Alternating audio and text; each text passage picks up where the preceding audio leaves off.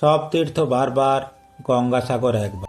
51টি দ্বীপের সমন্বয়ে পূর্বে মুড়িগঙ্গা আর পশ্চিমে ভাগীরথী বেষ্টিত এই সাগর দ্বীপ। পূর্বে গঙ্গাসাগর অঞ্চলটি ছিল জনমানবহীন, অতি দুর্গম, ভয়াল, সাপদ সংকুল। বাঘ ভালুকের বিচরণ ছিল অবাধ। জনহীন, শ্রীহীন, ধুধু বালুকাময় দ্বীপটির উপর সরকারের দৃষ্টি পড়ে 1822 সালে। আরাকানের 5টি মগ পরিবার পাঠিয়ে জনবসতি গড়ে তোলার প্রস্তুতি নেয় সেদিনের ব্রিটিশ রাজ। সেদিনের সেই 5 পরিবার আজ দাঁড়িয়েছে 25,000 পরিবারে। বর্তমানে গঙ্গাসাগর তীর্থ নিত্য তীর্থে রূপ পেয়েছে। সারা বছরই হাজার হাজার যাত্রী আসছেন গঙ্গাসাগরে।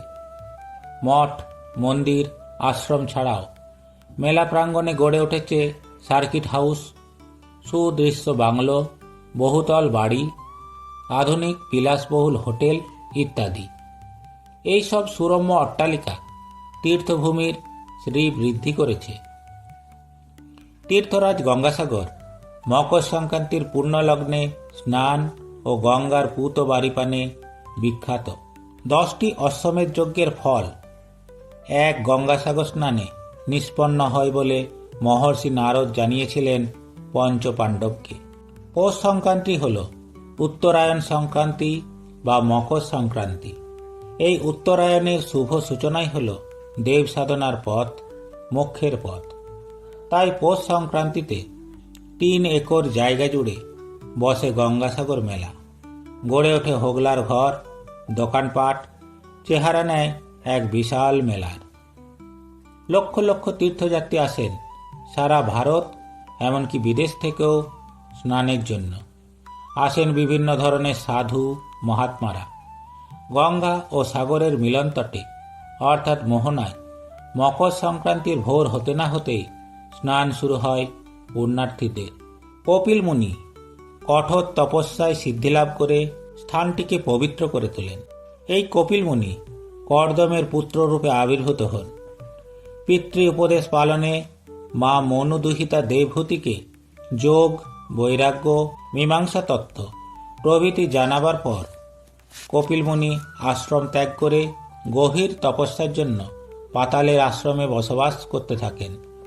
পুরাণে মেলে অযোধ্যার ইক্ষ্বাকু বংশে রামচন্দ্রের 13তম পিতৃপুরুষ অযোধ্যারাজ সগর 100তম অশ্বমেধ যজ্ঞের প্রস্তুতি নেন।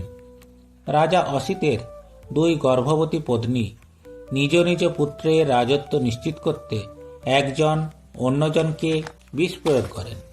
বিমাতার বিষ দেওয়া সত্ত্বেও অর্বমুনির কৃপায় কালিন্দীর গর্ভে সগরের জন্ম। বিষ বা গরলের সঙ্গে জন্ম হওয়ায় নাম হয় সগর। 100 অশ্বমেধ যজ্ঞের একমাত্র অধিকারী দেবরাজ ইন্দ্র ঈর্ষান্বিত হয়ে যজ্ঞের অশ্ব ধরে কপিল মুনির আশ্রমে বেঁধে রেখে আসেন। ঘোড়া অন্বেষণে বেরিয়ে সগর রাজার 60,000 সন্তান ক্লান্ত শ্রান্ত হয়ে আশ্রমে ঘোড়া দেখে মুনিকে চোর বলে কটূক্তি করেন। ধ্যানে ব্যাঘাত ঘটায় কুপিত মুনির শাপে ভস্মীভূত হয়ে নরকে পতিত হয় 60,000 সগর সন্তান। ভগীরথের প্রদর্শিত পথে কলুষ নাসিনী, পতিত উদ্ধারিণী গঙ্গা সাগর সঙ্গমে এসে মিলিত হন। গঙ্গার পূত বাড়ির স্পর্শেই সগরের 60,000 সন্তান মুক্তিলাভ করলে মা গঙ্গা সাগরে লীন হয়ে যান। তদ্বদি গঙ্গাসাগর সঙ্গম হিন্দুদের পরম মুক্তিতীর্থে পরিণত হয়। ভগীরথী গঙ্গাসাগর তীর্থের প্রবর্তক, তাই গঙ্গা ভাগীরথী নামেও পূজিতা। সে কারণে গঙ্গাসাগর তীর্থে তীর্থদেবী শ্রী শ্রী গঙ্গা মাতা এবং তীর্থ বা ক্ষেত্রপাল বা তীর্থদেবতা ভগবান কপিল নারায়ণ।